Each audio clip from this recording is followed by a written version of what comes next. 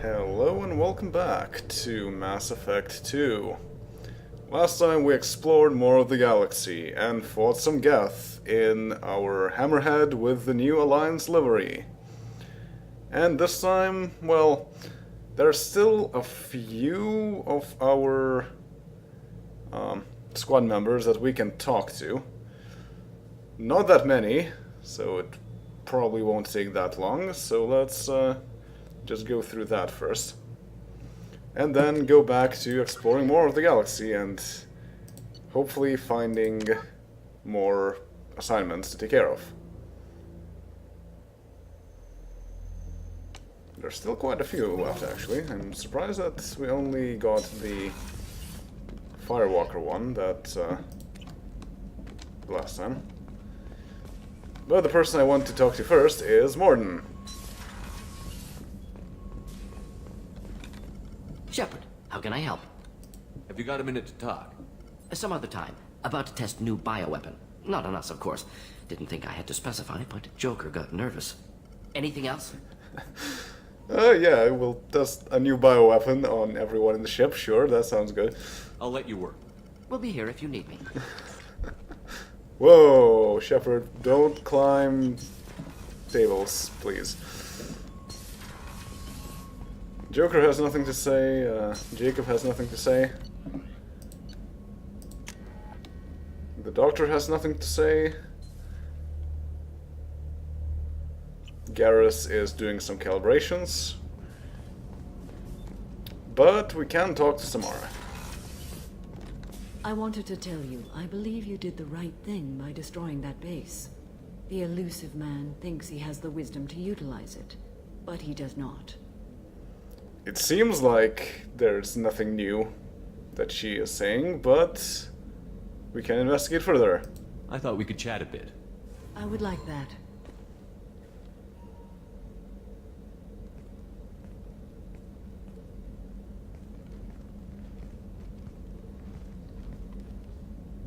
You have been a good friend to me. Alright, let's not toy with people anymore. That means a lot to me. If we both still live when this is done, you may call upon me for aid at any time. I will come for you, Shepard.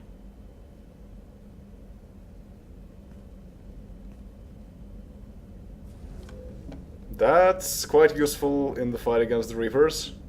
Maybe also testimony in case we're getting court-martialed.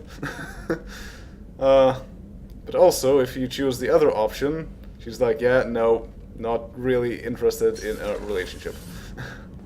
Which is interesting, quite unique in this game.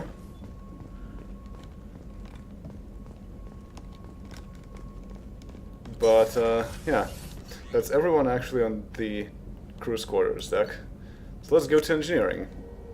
There are two people that we can talk to in engineering. Grunt is still happy. So let's talk to Jack again. Hey, Talk to me, Jack. I got nothing to say. You act interested, but you got other things going. So don't pretend you coming down here is special. You make a lot of stops. That's fair enough, but also we're not saying that this is special. We are making a lot of stops, yes. But also... Is this about Miranda? I don't care where you play, but don't act like I'm precious if this is just killing time for you. Not acting that. And the funny thing is that there's no option to say, no. So, I'm not ready to break it off. Then why the hell are you talking to me? Get the fuck out of here. yeah, that's fair enough. Alright, and Tali also has nothing new to say. But, surprisingly enough, Zaid, after all this time, still has things to say. So let's see what new stories he has for us. Shepard, I was just waxing goddamn nostalgic. I used to do a little scorched earth work here and there. Then the Batarians started muscling in. No one's as good with terror tactics as they are. I mean, the Krogans will come at you, break your face, kill your family. But the Batarians, they'll turn your planet into a glass parking lot without a second thought. Yeah, there was this time when they had a meteor kind of going toward the planet. Good times.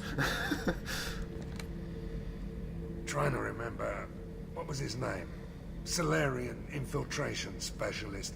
100-story man. Guy could disable a station security with a few taps on an Omni tool. He went to work with Eclipse a few years back. Had to kill him for a job. Your Mordant Solus kind of reminds me of him.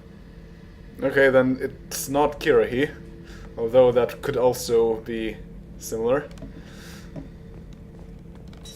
Unless he only thinks that he killed him. I should let you go. Talk more later. But alright, so that is everything, I believe. Except if Zaid has more stories. But it's all for now.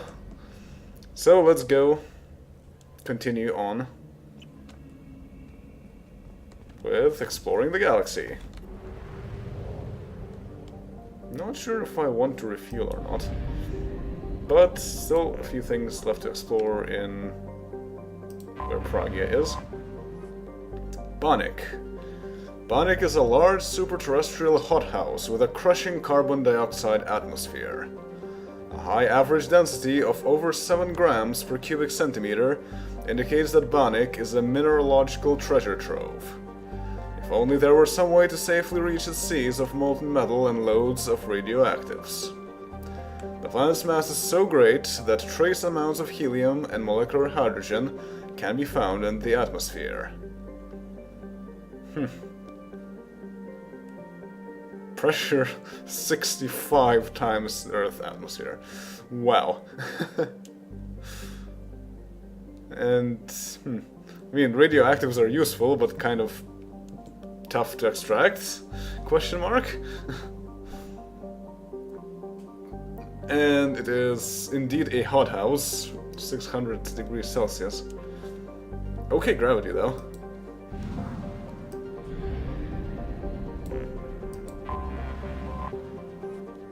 Alkonost is a standard ice giant with a methane-ammonia atmosphere.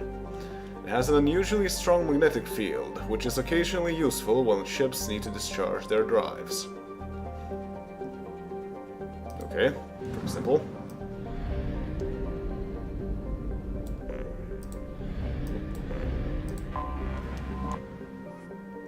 Gamayan is a hydrogen-helium gas giant with 6 large icy moons. The outermost one, Gigula, is of note for a well-preserved wreckage of an ancient starship that was recovered by a Turian military surveyor. Little information has been released to the public on the vessel, aside from a scholarly paper regarding how the internal layout suggests a horizontally oriented race. Interesting. I wonder just how ancient that ancient starship is. Probably from the last Reaper cycle, maybe even older.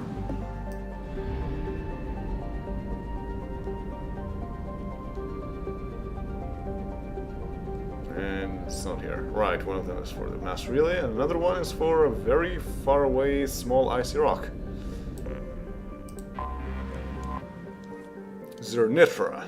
Cold, distant Zernitra has an extremely low density and is thought to be mainly water ice around a small rocky core. It has little to recommend it. Well, you could have said that about Karen back in the day. And it just turns out to be a mass relay, so who knows? Quite cold. Trace atmosphere. Very low gravity. Takes a long time to travel around, quite small.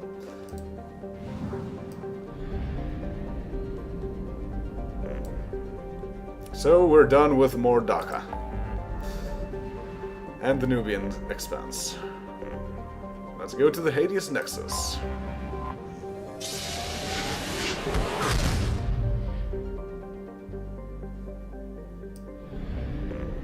Oh man, it's a Toho character.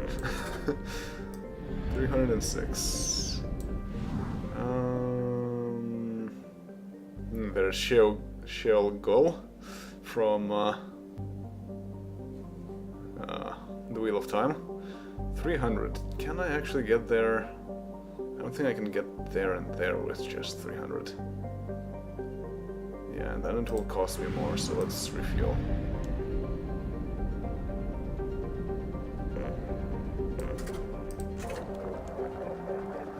I have 270,000 credits. Not bad. I think we can buy most of the things that are left over. Huh. That is a tiny system. That looks like Trappist. I have detected an anomaly. Gay Hinnom. A nearly atmosphereless, tidally locked planet orbiting a red dwarf star, Gay Hinnom was the first place human explorers discovered a dedicated Prothean burial ground. While a few sites were saved for posterity, Elfell Ashland Mining successfully lobbied to scout the rest of the planet for Element Zero, and soon was embroiled in a scandal. Mining teams were looting gravesites, searching for Izo and other treasures, and many got rich off the so-called cemetery business. While EM officially brought a stop to the looting, its mining teams remain on the planet, prospecting the unclaimed territory and taking their ore to the Pamyat system for refining. Travel advisory. Armed conflicts have broken out between miners and scientists taking claims to Prothean ruins. Visitors are advised to employ security while exploring unknown regions of the planet. That's surprising. So population is 11,000. Small orbital distance, of course. Short orbital period, of course. Small radius, of course. Short day length. Almost no atmosphere, though.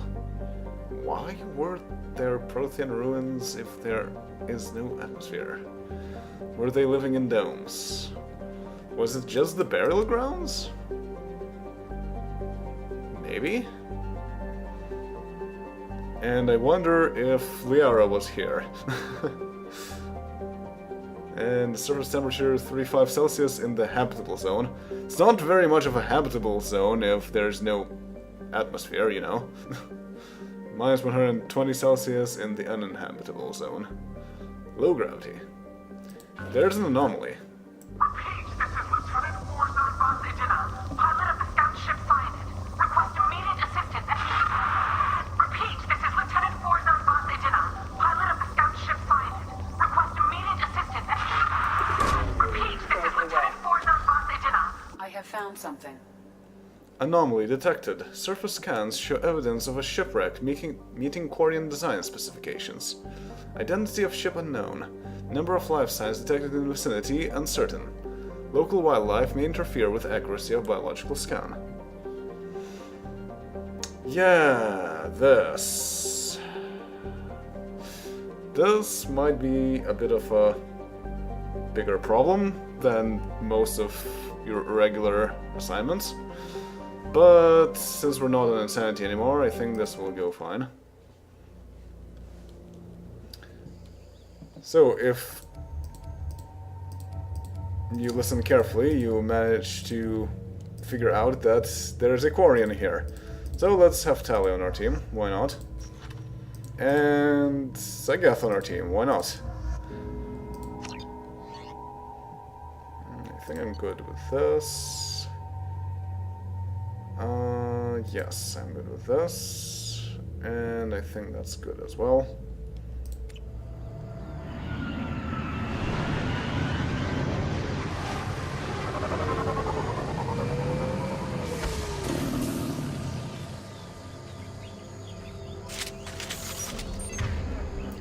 This is not lacking atmosphere. I think the description of the planet was just somehow incorrect, and there is atmosphere. And we are just in the habitable zone at the moment. Maybe we'll find some Prothean ruins, who knows. Let's put our power armor on. Yes, the shotgun, the bell rifle. Yes, that's good. I am detecting a single Quarian life sign in your location. Judging the suit's erratic readings. The Quarian is badly injured. I am also detecting multiple native life signs near your landing site.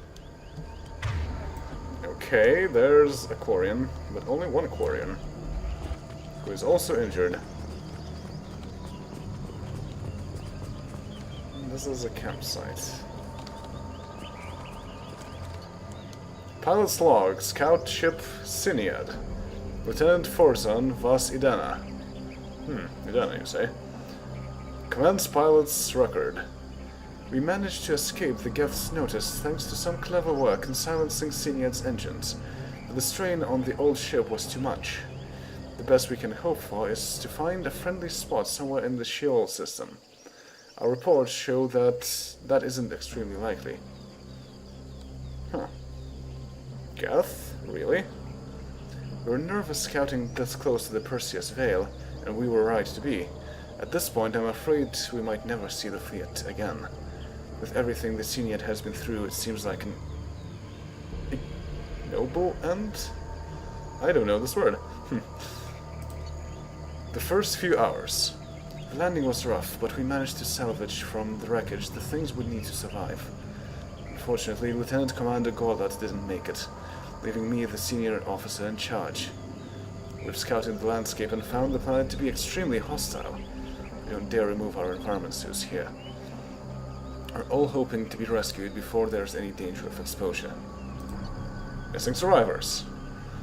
I don't know who or what is taking them, but we're now lost more than half the crew who survived the crash. We hope to build a camp here to survive until the Idenna found our beacon, but something is hunting us. I have to keep the crew together the best I can. We'll send out a search party when the day comes. I will find my crew and we will do whatever it takes to return to the Idenna. Well, this seems to be going badly if they're down to just a single person, who is also wounded. And Medgel that we actually need is nice. And Palladium.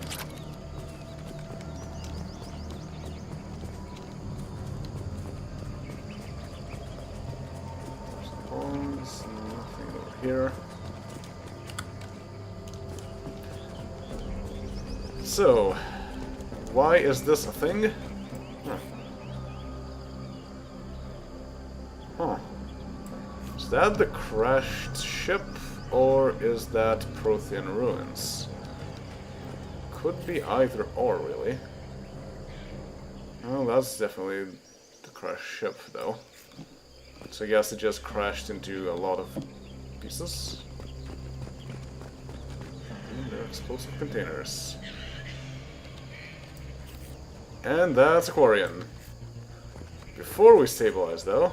Oh, that's more Quarians that are a bit too late to help. Even more Quarians and bones.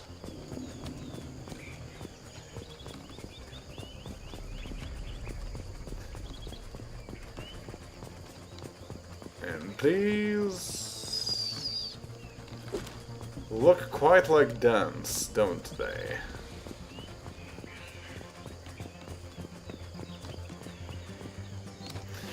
Because they are.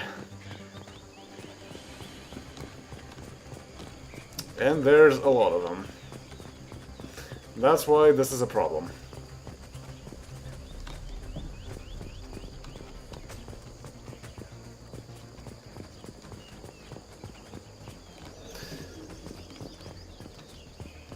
This is kind of like what we've seen in Unreal 2. Also, Quarian life signs are stabilized. I recommend securing the area in preparation for shuttle extraction. we have to defend the Quarian from the Incoming hostile. And there's no cover, but we don't really need cover from the Varen. And there's a Varen. Rerouting power to shield. Combat drones away! Okay, one down.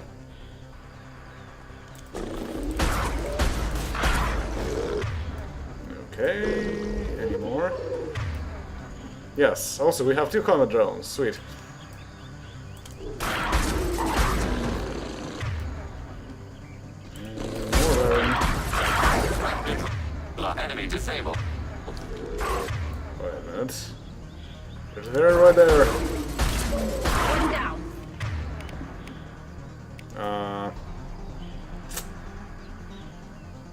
Yeah, that's not a Baron. Can I? Mind control on them. Looks like technically yes.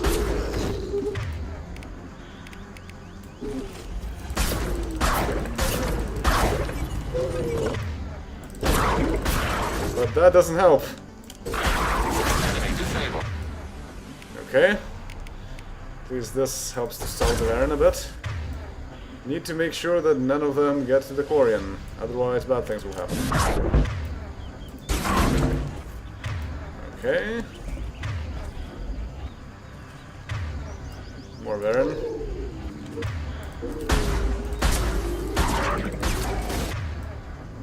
And a lot more Baron.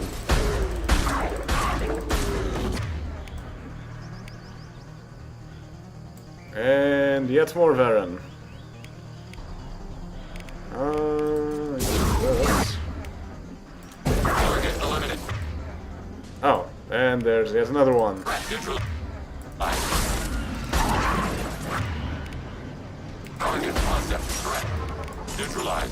Sweet. And there's a shuttle incoming. So I guess we just need to...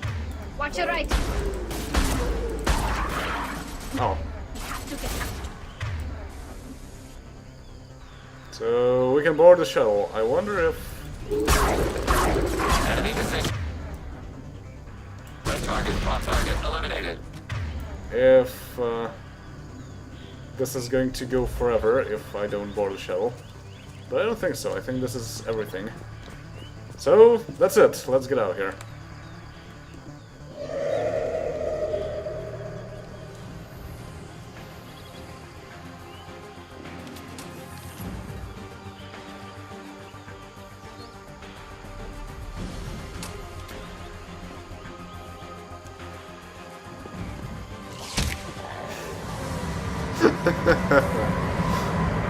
Coordinates received. Idenna inbound for pickup.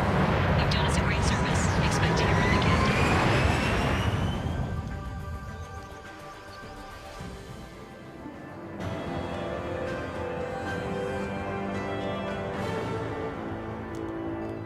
Found and extracted Quarian survivor. Notified Idenna of Senior scout ship location. And got 7,500. 2,000 palladium.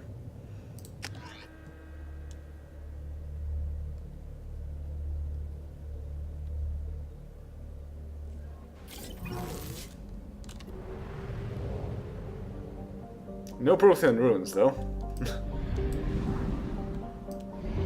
Okay, so we did hear something about the Pamyat system. Let's see what's so special about that.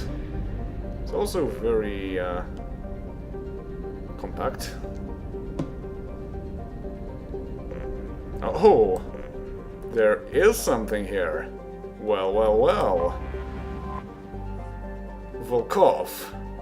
A dwarf planet, Volkov has a thick atmosphere of nitrogen and krypton. Home to a thriving iridium mining community, Volkov's reputation is summed up as rich but dangerous. Pirates often lurk behind Volkov's 2 moonlets, Zenevieva and Idenna, and cripple freighters leaving the atmosphere. To make matters worse, Volkov sits in the Khazov belt, a field of asteroids and other small bodies, which leads to frequent meteor strikes on the planet. Meteor-related casualties remain rare, but on Volkov, the chances of such a death are high enough that they are factored into insurance premiums. Rich but dangerous indeed. But how do you have moonlets?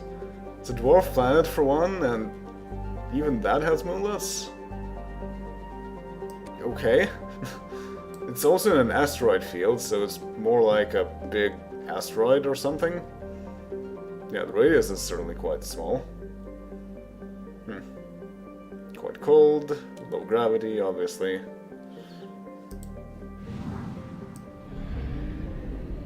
Alright.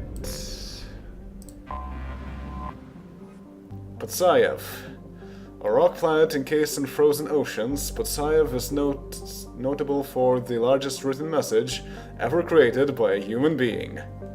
Andrei Kobzar, a disgruntled miner whose fortunes were spent prospecting for Ezo, used the mass accelerator cannon of a local mercenary group's A-61 Mantis gunship to carve a 208-kilometer long message in the ice, saying, "Zdez nichigo net," Russian for "there's nothing here." Shouldn't that be nichivo? Pretty sure it should be. The message can easily be seen from space. Ironically, the message itself, intended to discourage future colonists, now draws small tourist crowds. 4.2 astronomical units. Far away. Long orbital period. Okay, radius.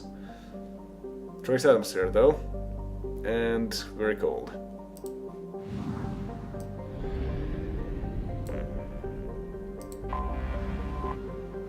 Dobrovolsky.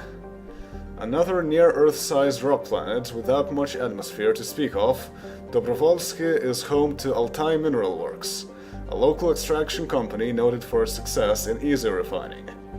The planet itself provides aluminium for local fabricators, which are churning out habitats at an astonishing rate for a system that has no garden planets. With its ore supply coming all the way from the Sheol system, Dobrovolsky is held up as the proof of the miner's cliché. Where there's Ezo, there's an economy. Cliché, I guess. Is a thing. I wonder if this is a reference to the first game. That it's making a lot of prefab buildings. Alright, and it's also far away. Indeed, Earth-sized, low pressure, cold, okay gravity. And the closest planet, Komarov. Komarov? First charted by the Asari, but colonized by humans, the Pamyat system is home to Komarov, an Earth-sized body near the star. There's little atmosphere to speak of, but this has not stopped exploration by Robo miners, who have recovered iridium from the planet's crust. So I guess there's a lot of iridium here. Wow, the orbital distance is perfect. And orbital period as well. Radius is also perfect. The length a bit long, quite hot. No atmosphere though.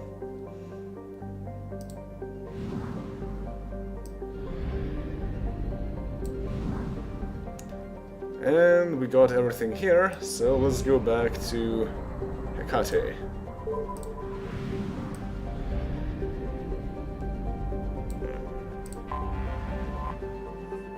Care. A dry, desolate planet, Care is temperate but supports little life above the microscopic level. Its Earth-like temperatures and gravity make it an appealing place to build habitation hideaways, attracting Batarian slavers and criminals who can't afford more luxurious safe houses on other planets. Its forgiving nitrogen-helium atmosphere makes EVAs possible with a minimal amount of equipment. A breathing mask and warm clothing is usually sufficient.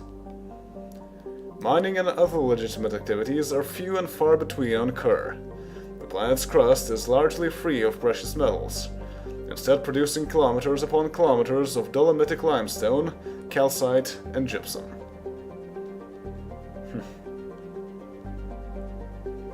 I mean, that's not bad. Gypsum, limestone, and calcite are all important things. Alliance Bulletin. Geth have been encountered in the Hekate system.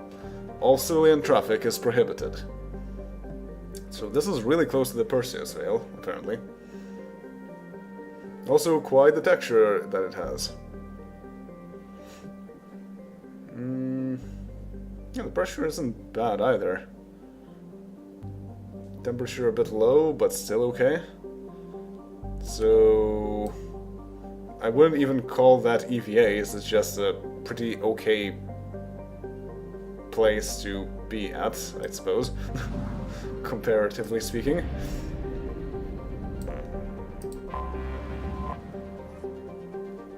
A modestly sized gas giant with an icy core, Triodia's hydrogen and methane atmosphere gives it a bluish color. It has 14 moons, named after Asari virtues. And yes, there's Geth in the system.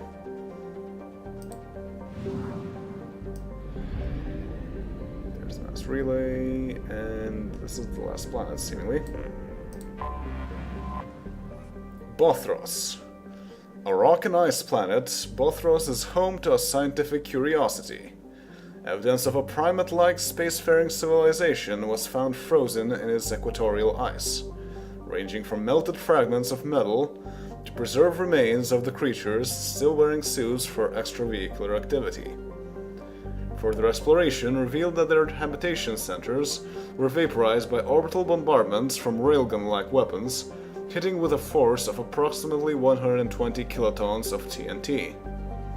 Only those that fled or happened to be away from the habitats were preserved in the ice, where they died of asphyxiation. This unknown species did not come from Asteria, but scientific teams are looking for evidence that they visited there. It is difficult to believe they would colonize a frozen rock like Bothros and ignore a lush garden world.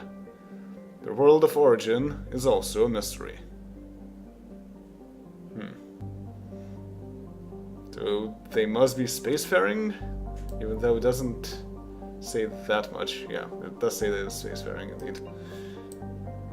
And I guess orbital bombardment. Reapers again? Quite likely. But, yes, that is all for the Hades Nexus.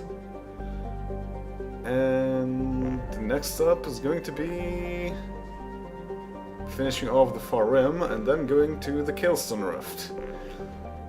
So, see you all then.